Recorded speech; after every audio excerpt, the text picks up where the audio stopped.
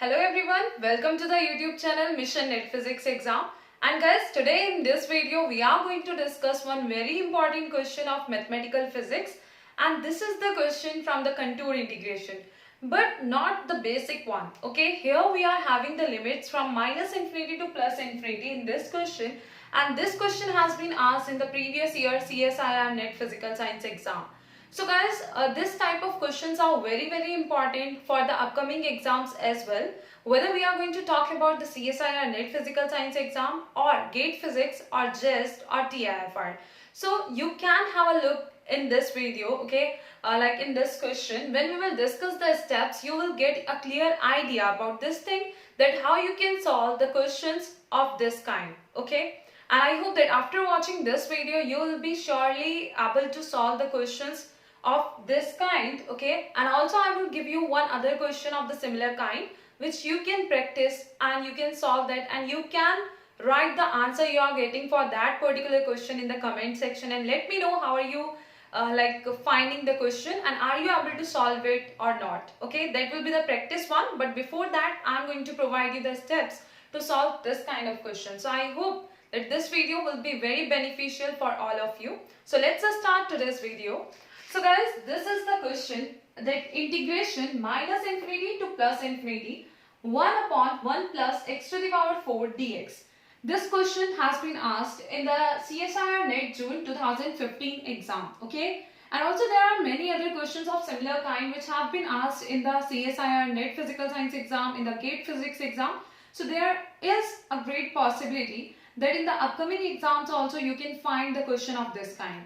Now let's talk about the options which were given there in the exam. So the options were these ones: pi upon square root 2, pi upon 2, square root 2 pi and 2 pi. Okay, so these were the options. Now let's discuss the steps you have to take to solve this kind of question, and also after discussing the steps I want to discuss one important point which will help you, or the important formula we can say, which will help you to solve the questions of contour integration in which the limits will be given from minus infinity to infinity, because there is some difference, okay, in the formula to get the integration for these limits, okay. So let's talk about the steps you have to take to solve this kind of question, and after that I am also going to tell you the complete solution of this question, so that each and every step will get very, you will get it clearly, okay. So let's discuss the step 1.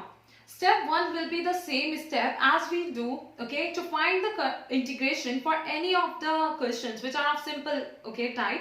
So in all the questions, what we do when we want to find the integration with the help of the Cauchy's residue theorem, so generally we find the poles for that particular given function, okay. So in this case also what we are going to do, we will find the poles by equating the denominators with 0, okay. So what we will do in the first step, we are going to find the poles by equating the denominator with 0. This is the denominator in this case, okay. Next step will be step 2. We have to check that which of these poles are going to lie in the upper half, okay, upper half of the complex plane. So as I have shown here, okay, this is a complex plane where y-axis is going to represent the imaginary axis and the x-axis is going to represent the real axis. So when you are having this complex plane, you have to observe that which of the poles are going to lie in the upper half plane, because only those poles, only those points we will consider which will exist in this upper half complex plane. We are not going to consider those poles which will lie in the lower half, okay. Just consider those poles which will lie in this region, okay. This point should be clear to everyone, okay. This is one of the most important points. Next thing is, here we are having the step 3. That in most of the questions of this kind, as you can see by looking at the denominator as well, the pole you are going to get in this case will be a simple pole. Why it will be a simple pole? Because if you will look at the overall power of this term, what is the overall power? Overall power is 1, okay, 1 plus x to the power 4. What is the overall power of that? That is 1. So when we will equate it with 0, we will get the value of, we can also write it in the terms of z. So we can write fz as 1 upon 1 plus z square. Z to the power 4 is here, okay. So after that, when you will equate the denominator with 0, you will be able to get the values of z, and that will be the pole. Step 2, find that which of these poles are lying in the upper half, okay, of the complex plane. Step 2 done. Now next is that for these kind of questions, when you are having a simple pole, because the pole which you will get from here will be a simple pole, and we know that we are having two methods to find the residues for the simple poles. One is limit z tends to a, where a is the pole, z minus a into fz, okay. The other method is this one, psi z upon phi dash z, where psi z is representing the numerator, okay, and phi dash z is representing the first order derivative of the denominator, okay. So this is another method to find the residue of a function at the simple pole, okay. So this method basically you will use for this kind of questions, so that it will become simple for you, okay. In this case, when you are going to use this formula, the calculation will become very easy and you will be easily able to solve the questions. After that, once you are going to find the first order derivative of the denominator, so what you will do? After that, put z is equal to a everywhere, in the numerator and as well as in the denominator. In this case, there is one condition that at the pole, the value of the denominator can be equal to 0. It should be equal to 0, but the numerator should not be equal to 0 in this case, okay. So if you will try to put that condition here, it will follow that one. So in these kind of questions, most of the times we are going to use this formula to find the residue when the pole is a simple pole. Keep this point in mind, okay. So pole is a simple pole, you can use this method. Now next step is to use the Cauchy's residue theorem. You are going to use the Cauchy's residue theorem at the end and you are going to get the answer. Now guys, in this case, there are two different formulae we are having to find the final step, that is the integration of this given function. And what is the difference in two formulae? The first formula we are going to discuss for that case, when the poles are lying on the imaginary axis. No pole is going to lie on the real axis, okay. So other thing is when poles are lying on the real axis, in that case we are having different formula. So what are these formulae? Because we should know those formulae as well. We will discuss that, okay, in the other class. In that we are just having minus z, okay, limit z tends to infinity, z fz into pi iota. So that we are going to subtract from this value. But there is a difference when there is no real axis or like the poles are not on the real axis. 2 pi iota will be multiplied there or pi iota will be multiplied there. I am going to cover that in some other video, okay. Let's discuss the things here we are having, okay. So in that case, let me tell you the formula. When the poles are going to lie on the imaginary axis, okay, what you will do? You will consider the formula, that is 2 pi iota into sum of residue, which is same in the Cauchy's residue theorem, okay. So in this case, because the poles you will get will lie on the imaginary axis, so in that case what you will consider? You will consider the same formula 2 pi iota into sum of residues, okay. So that is the formula we are going to use in this case, and other things we'll discuss in the next videos, okay. So let's discuss the complete answer or the solution of this question. I hope that the steps will be clear, and these are just the basic steps you have to take to get the answer for this question. Okay, let's discuss the complete solution now.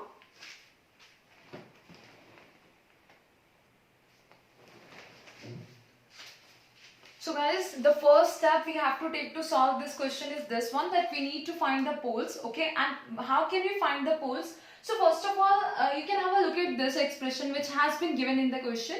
So when you are having the limits from minus infinity to plus infinity, okay, you are going to use this method which we are going to discuss right now. So सबसे पहले आप क्या देखेंगे, limits कहाँ से कहाँ तक दी गई हैं, देन यहाँ पे फंक्शन ऑफ x दिया गया है. So can we write it in terms of function of z?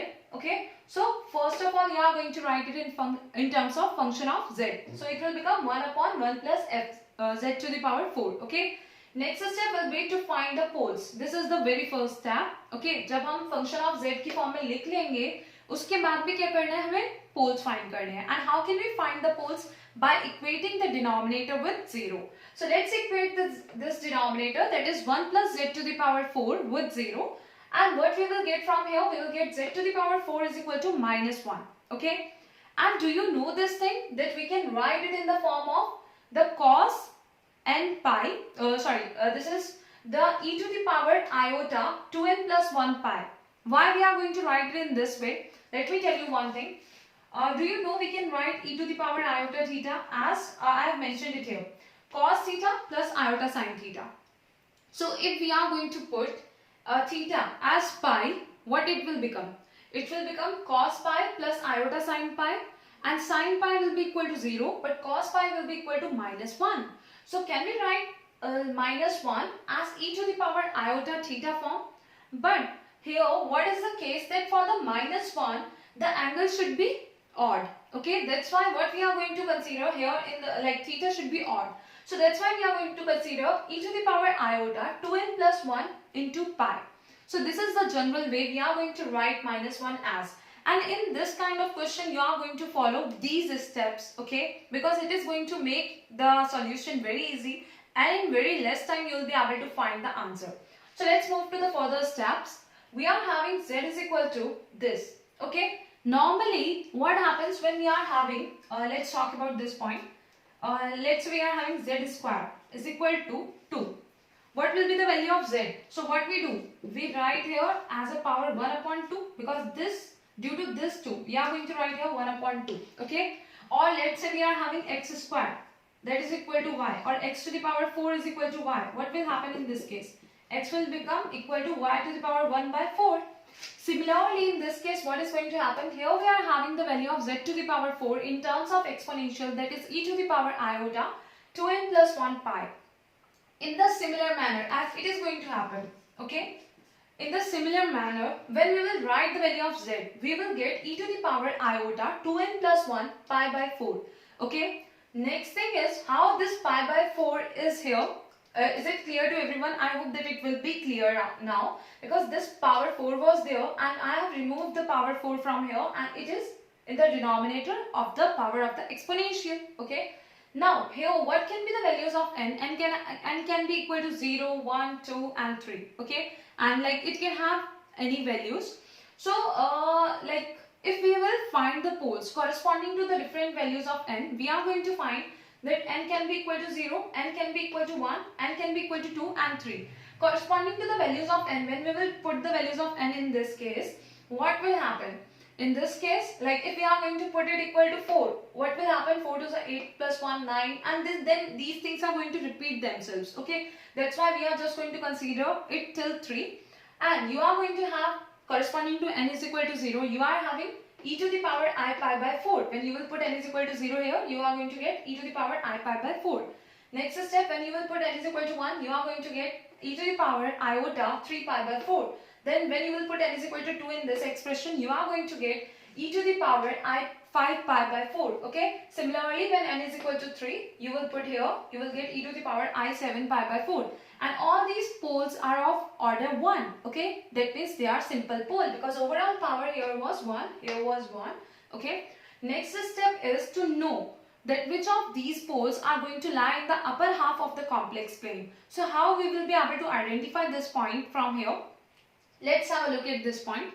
We are having these 4 poles. Now we need to check that which of them will lie within the upper half of the complex plane, okay. So we are having e to the power I pi by 4. Let's check for this. So we can write it in this way, cos pi by 4 plus iota sin pi by 4, because we know that e to the power iota theta will be equal to cos theta plus iota sin theta. So in this way we are having cos pi by 4 plus iota sin pi by 4, and we know the values of cos pi by 4, that is the 45-degree angle, okay. And the iota sin pi by 4 will become iota upon square root 2, and finally you will be able to write it in this way, 1 plus iota upon square root 2, okay. Next is, when we are having e to the power iota 3 pi by 4, it will become cos 3 pi by 4 plus iota sin 3 pi by 4. So as we all know the values, how can we write them in other terms, or we can get their values. So just by putting the value of pi as 180 degree, you can also get a clear idea here. Otherwise, we are having some formula in trigonometry which provides us the relation between cos and sine, okay, like cos 90 minus theta, and all these formulae are there. So with the help of them also you can find the expressions or the values. So for cos 3 pi by 4 you are having the value minus 1 upon square root 2, and for iota sin 3 pi by 4 you are having the value iota upon square root 2. So finally you are getting this expression. Similarly, when you will find the values of e to the power iota 5 pi by 4, which is this one, and e to the power iota 7 pi by 4, which is this one. So we are having the values these, okay. Now I hope that you all are familiar with this fact, that how you will be able to get the values of e to the power or the cos 5 pi by 4. How you will be able to get that value? You should know this point, okay? We all have studied in the 10th standard, I think, that, okay? So from there, or from the basic formula of trigonometry, we will be able to get all these values. Now, the next task is to know about this thing, that which of these poles are going to lie in the upper half plane of the complex plane, okay? So basically we all know that in the plane we are having this quadrant where both are positive. Here the x-axis will be negative, so first coordinate will be negative, other will be positive. This is imaginary, so imaginary and this is real, okay? Imaginary and real axis, okay? So in this, the both will be negative, imaginary as well as real will be negative, okay? The first one is real because that is x-axis. So पहले हम किसका coordinate लिखते हैं? x-axis का, और यहाँ पे जो दूसरा हम लिख रहे हैं जिसके लिए साइन वो है imaginary axis के corresponding. Here the x-axis will be positive and it will be negative. So let me know that which of these values are going to lie in the upper half plane. Upper half means that a real part can be negative but imaginary will be positive in both the cases. So if you will look at this, the first one, both are positive, so this is going to lie in this region, in the first region, and in the second region, the second one will be there because the real part is negative and the imaginary one is positive. So that's why these are the two quadrants in which they are going to exist, or they are lying in the upper half of the complex plane. But if we will talk about the other two, we are having these ones which will lie in the lower half. Okay, so we are not going to consider them, but we will consider the first two ones to find the residues at these poles and also to use them to find the final integration. So let's have a look at the next steps we have to take, okay, to get the final answer. I hope that till now whatever things I have discussed will be clear. Now let's have a look at the next step.